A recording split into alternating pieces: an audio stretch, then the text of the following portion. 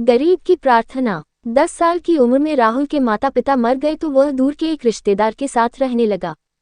जब उस रिश्तेदार को मालूम हो गया कि राहुल बड़ा ही नादान है, तो वह उससे ज़्यादा मेहनत कराने लगे, फिर भी उसे खाना पेट भर नहीं देते थे।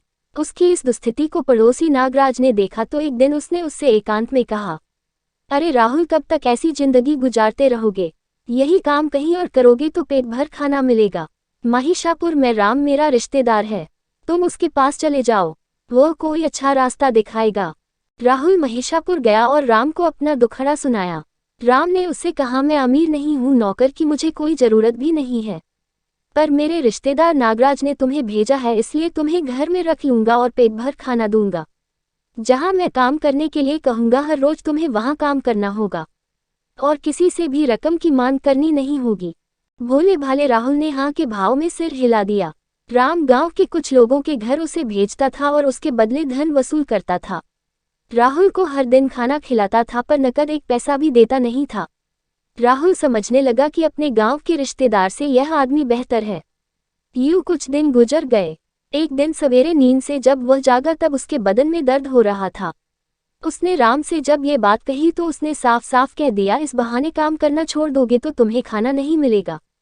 उस समय राहुल भूखा भी नहीं था, इसलिए वह उस दिन काम पर नहीं गया। वह एक वैद्य के घर गया और उसे अपने दर्द की बात बताएं। वैद्य ने उसकी परीक्षा की और कहा, तुम्हें बुखार है, रकम दोगे तो दवा दूंगा। महाशय, मेरे पास फूटी कौड़ी भी नहीं है, आप अगर दवा देंगे तो ठीक हो जाने के बाद आपके यहाँ काम करके कर चुका दूंगा। राहुल ने कहा। वैद्य ने उसकी शर्त नहीं मानी। उसने कहा, जिस किसी के भी घर में काम करोगे उसका मेहनताना राम को मिलेगा।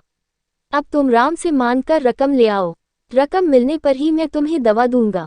वैद्य की बातों से मातंग समझ गया कि राम लोगों के घरों में उससे काम करवा कर उनसे पैसे वसूल कर रहा है। वह सीधे राम के पास गया और वैद्य का कहा बताया।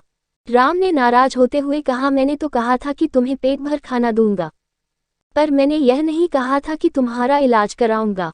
तुम जो काम करते हो उसका मेहनताना तुम्हारे खाने के लिए भी पर्याप्त नहीं है, ऊपर से तुम्हें घर के चबूतरे पर मुफ्त में सोने भी देता हूँ।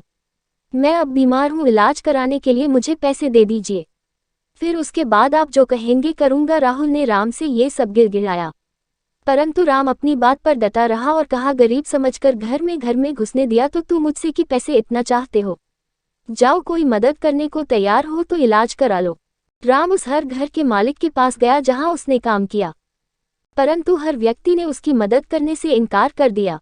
वह फिर वैद्य के यहाँ गया और दिन स्वर में उससे कहा, मैं अनाथ हूँ, दया करके मेरा इलाज कीजिए, किसी न किसी दिन आपका उधार अवश्य चुकाऊंगा। कहते कहते है उसकी आंखों में आंसू भर आए। अनाथों के रक्षक भगवान है, वैद्य नहीं, वैद्य ने कड़े स्वर में कह दिया। राहुल निराश होकर शिवालय की तरफ जाने लगा। अचानक जोर की वर्षा होने लगी। वह शिवालय के सामने जाकर दीन स्वर में कहने लगा, भगवान, आंखों के आगे अंधेरा छा रहा है, कमजोरी के कारण खड़ा भी हो नहीं पा रहा हूँ, तुम्हें ही मेरी रक्षा करनी होगी।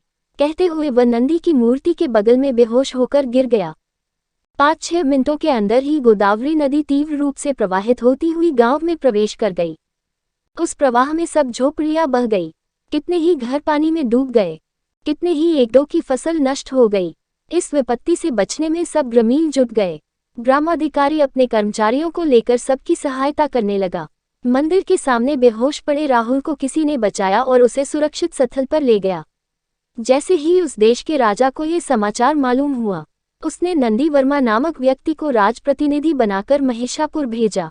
सेवा केंद्र में निराश्रयों के आश्रय का प्रबंधक उसने किया। बाढ़ से पीड़ित लोगों को आहार, कपड़े दिए गए, चिकित्सा का प्रबंध भी किया गया। रकम चुकाए बिना ही राहुल की चिकित्सा हुई, काम किए बिना ही उसे आहार मिला। बाढ़ की वजह से जो बच्चे अनाथ हुए उनकी पढ़ाई का भी इंतजाम किया गया। राहुल ये सब देखते हुए बेहद खुश हुआ। राहुल को लगा कि परम शिव ने उसकी प्रार्थना सुन ली और अपने दूत को महिषापुर भेजा। वह नंदी वर्मा से मिला और उसके पैरों को छूकर प्रणाम करते हुए बोला, महोदय, परम शिव को धन्यवाद जिन्होंने मेरी और गांव वालों की रक्षा की, वे अपरंपार है। नंदी वर्मा की समझ में नहीं आया कि राहुल कहना क्या चाहता है। उसी से पूरे विवरण जाने के बाद उसने राहुल से कहा, देखो, मैं शिव का दूत नहीं हूँ, तुम जैसे अनाथों की सहायता करने आया राजा का भेजा राजप्रतिनिधि हूँ।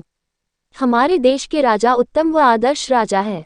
वे सुखी होंगे तो तुम जैसे लोगों का भला होगा। परम शिव में अगर तुम्हारा गड़ा विश्वास हो तो उनसे प्रार्थना करो कि वह हमारे राजा को स्वस्थ रखे, लंबी उम्र और आशीर्वाद दे। राहुल ने तुरंत आंखें बंद कर ली, हाथ जोड़े और प्रार्थना करने लगा, हे भगवान, निसंदेह हो तुम हर जगह हो, इसलिए यहाँ खड़े होकर प्रार्थना कर रहा हूँ। हमारे देश का राजा उत्तम व आदर्श राजा है, उन पर अपनी कृपा बरसाए। हम जैसे अनाथों की सहायता करने हर गांव शहर में गंगा मैया को भेजना और पानी में डुबो देना।